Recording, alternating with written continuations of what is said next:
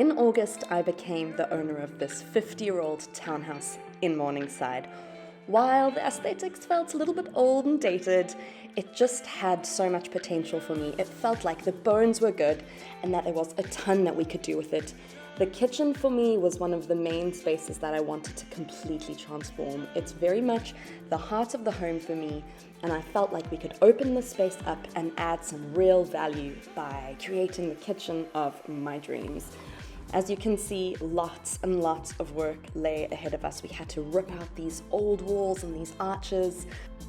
And if I'm honest, we had no idea what lay above these ceilings. It was a dream to rip them out, but we just weren't sure what the trusses and beams would look like when those ceilings came down. You can see just how small and dated this bathroom is, so we would be gutting that. As is all of the bedrooms, ripping up these carpets, the old skirting boards, and even the windows, just to bring it into this decade and to make it feel open, spacious, and so much more modern. If we move along here into the main bedroom, you'll see that it was originally tiled, which just felt cold and lifeless to me, so I wanted to rip out and replace that old steel window with a sliding door, and then just reimagine the existing spaces there, like the closet and this tiny, tiny bathroom. One of my favorite parts about project managing this renovation has been choosing the bits and bobs myself. I loved being able to select my Caesarstone top, and I'd be lying if I said that this cooker from Smeg wasn't the core of my idea and my mood board when it came to designing my kitchen. I loved being a part of this process, and I think it just makes it so much more rewarding when you see your dream come to life and you've been so close to the process. From choosing couches from Currycraft and being a part of every part of that process, including selecting the fabric and the finish, to choosing lighting. I absolutely adore these rattan pendants that I found at builders that are going to go above my kitchen counter. I had so much fun looking for details like tiles and finding ways to reimagine my bathroom spaces on a budget. I think choosing a paint color was probably the most daunting part of this process for me, but I went for something very light and very neutral. I couldn't believe how quickly the walls came down. Once the demolition started, it felt like we had a full-blown building site within days. Ripping out those interior walls made such a difference, and we had to completely remove and replumb the bathrooms. As you can see, the main bedroom tiles came out, and we got to move on the renovation pretty quickly.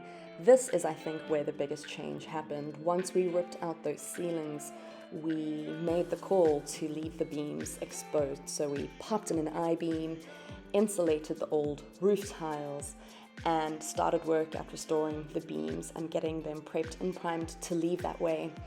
We rewired pretty much the entire house. We also had to get rid of these gross old popcorn walls, so we rhino lighted pretty much everything. That part of this process for me was really, really transformative.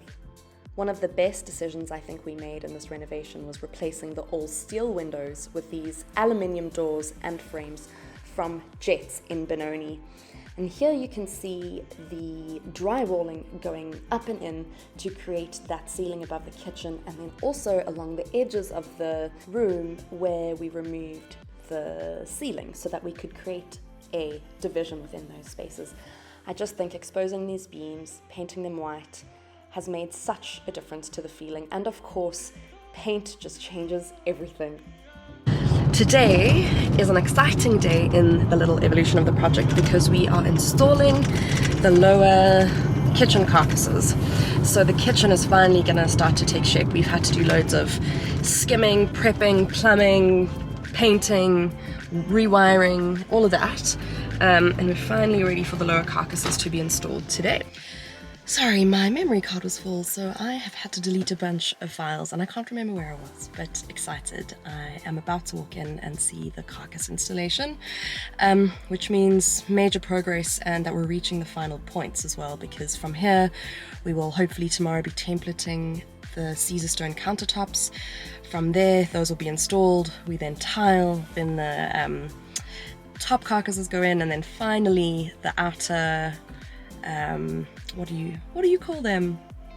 Door panels? The outer panels.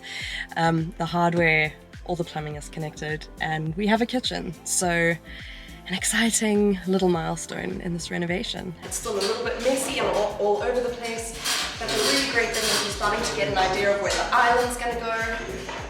We've got the carcasses that are going to go either side of the stove, those are in. We've got the basin side carcasses in as well. So yeah, now we're waiting for doors, top units, the plumbing's going to happen soon, and it's really starting to take shape. I think you definitely get a feel for the space and how it's going to like live and breathe and work. Yeah, and I'm super sad. Another one of the details I'm so glad I chose was this ISO board. These polystyrene slats that go between the beams really do such an amazing job at not only finishing it off from an aesthetic perspective, but they also provide fantastic insulation.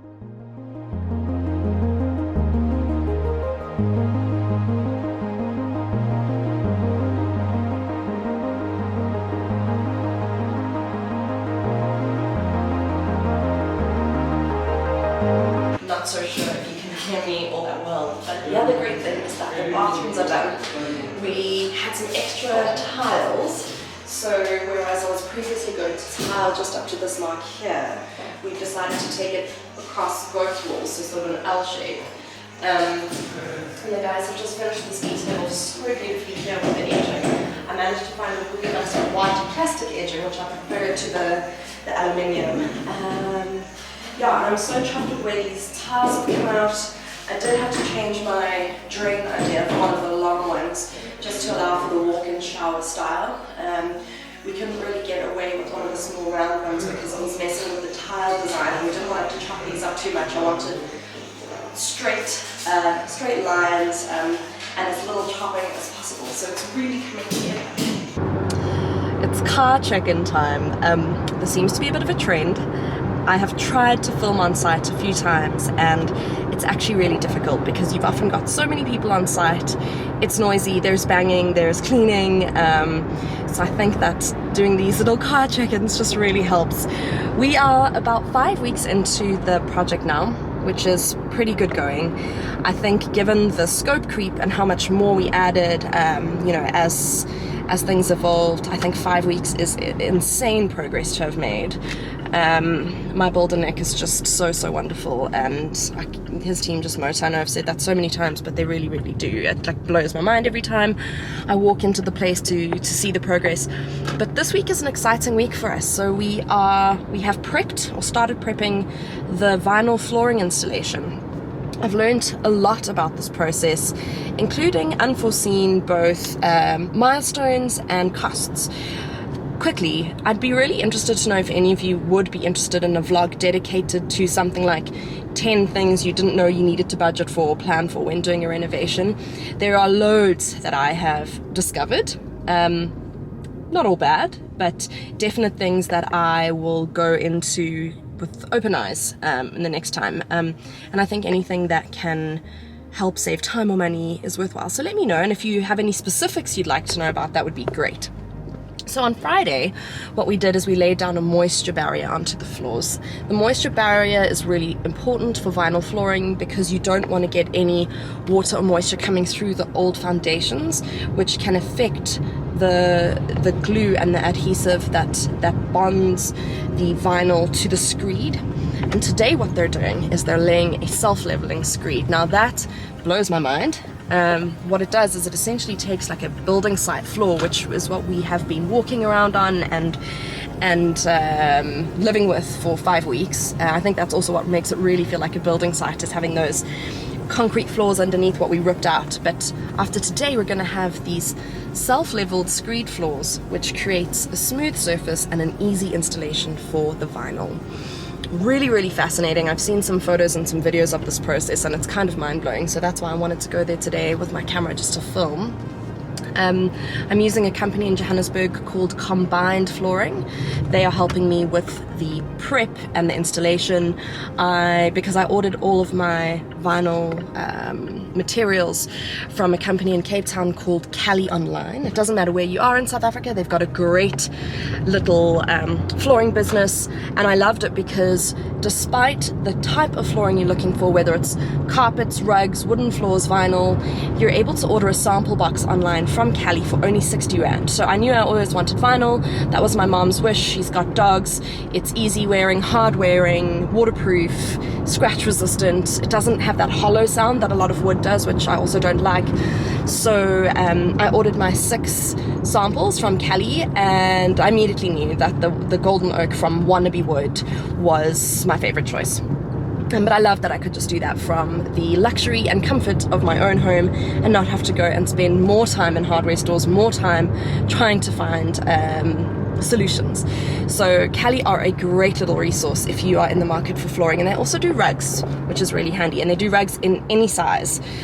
Also super nifty, because often rug sizing can get tricky if you need something, you know, to within the specific millimeters for your space.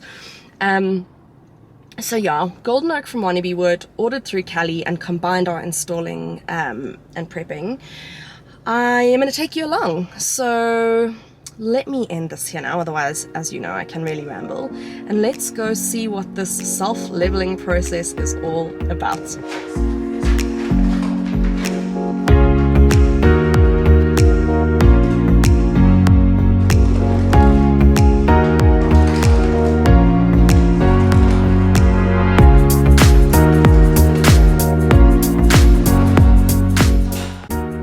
Good morning. You're gonna have to excuse my morning face. It's literally 6 o'clock in the morning. I couldn't sleep, and I decided to come through to the site just before all of the builders arrived today, because they laid the self-leveling Screed floor yesterday, which has been so exciting to see. Because walking in here now, when I opened the front door, for the first time, it didn't feel like a building site, having the perfectly smooth floor, and it's only the Screed that's going beneath the vinyl flooring, but you're starting to get a sense of that finished product, which is so exciting. It just feels smooth and slick and not so dusty and building sitey. So this process has been really cool for me. I've learned a lot. Who knew how much has to be dealt with beneath the substrate that you're laying for your floors? It's a really important consideration to make when you are choosing flooring. I wouldn't do anything differently, but I've definitely learned more about the prep, what's required from a manual labor and an actual materials perspective, the costs involved, and only then do you get to the beautiful flooring that you're going to lay on top. So I'll be showing you guys some just some cutaways now of the floors as I've walked in, and it's just so beautiful. I used a Joburg-based company called Combined Flooring on the recommendation of Kalki, where I ordered my vinyl from, and they have just done the most sterling job. It's honestly, you could eat off this floor right now. So I'm really happy that I got to see it before anyone's walked on it and made it a little bit dirty. We're going to be installing the floors tomorrow, and I think that's just going to make the biggest difference. It's going to really turn this into a home. Yeah, we're nearing the final stages now, so that's exciting. Okay, I need to get home. I need to have a shower, put on some mascara, and get to my days with the clients, and I'll check in with you later.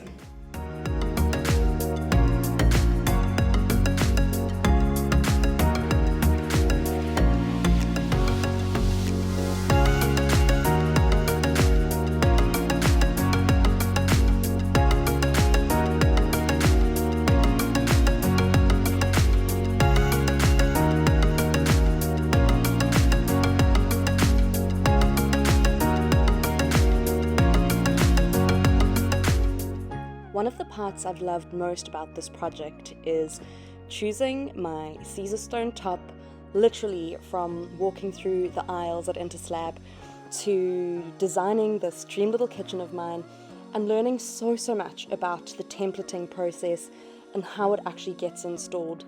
These guys from New World Granite are absolute maestros at what they do.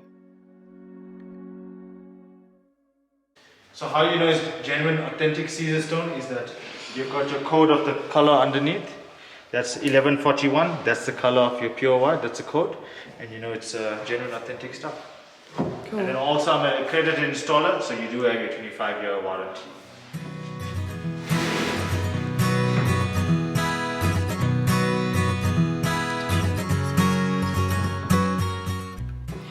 Here you can see we've just been playing with the layout of the 2 kitchen sinks. It's going to be tight, but the great thing is we actually can fit 2 in here. They're going to be underslung. Obviously the Caesarstone top still needs to come on top of this, but those will be underslung. And then over here, we will be allowing for my gorgeous mixer, which is down here in this box. So I brought everything along today, just so that we know how much space to drill and to prep for. But here is my beautiful touch-activated brushed gold mixer from Amazon, which I'm really, really excited about. I think it just turns that little kitchen sink space into a pretty little moment.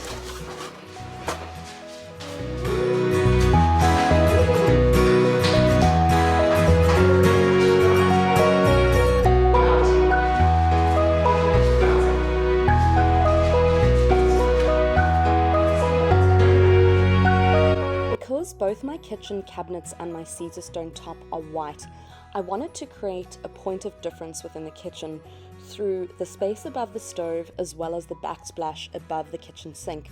This is the most beautiful raked tile that I found through Kalki. They are individually, locally handmade.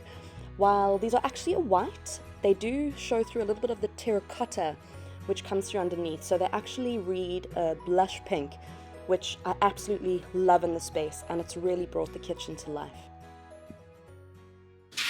Today is an exciting day. We are going to be installing the bath and the shower and some other bits and bobs. Nick, my amazing builder, is here just getting ready to do some installing. Shower is obviously going up there, the shower arm and the rose, the mixer, our bath is going in over there. The toilet has been fitted and we are waiting for our vanities to go into the space, so it's all happening. And of course our beautiful new black aluminium windows with the fluted glass make such a difference in this little space. It's just getting so much more modern. And I'm excited to see what happens today.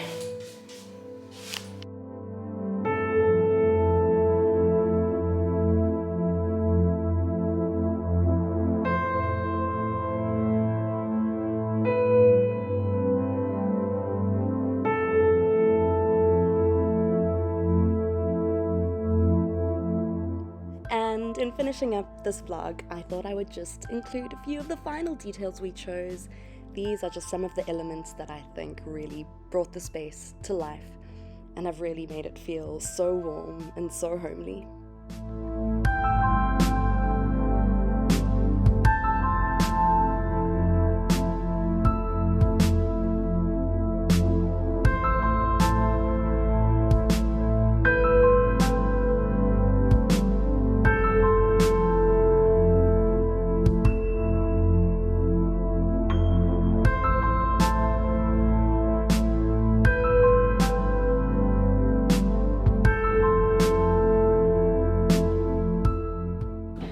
Well, thanks so much for watching. As you can see, we've made some major progress. I'm still pretty overwhelmed at how quickly progress is made in this process. I think that takedown and demolition happens so quickly, and then there's definitely a part in the middle where things take longer, and it's the small nuancing that doesn't really show you progress, but you know that the toiling and the bits that are happening behind the scenes are pretty major. For example, the electrics, rewiring. We did tons of rewiring, all of that stuff. So yeah, we're pretty much on schedule, which is also amazing. I'm sure that it's going to be a week or two out. I'm just giving everyone that grace because I can't imagine that it would go perfectly to schedule. And there may be last minute delays with suppliers or finishes we've chosen, and I'm comfortable with that. It's not major. So thanks so much for watching. Thanks again for all of the engagement and the love. I really appreciate it. Please hit the subscribe button if you don't already. And I guess I will be checking in with you next when I'm ready to share the final renovation reveal. So thanks so much for following and for enjoying this process as much as I have.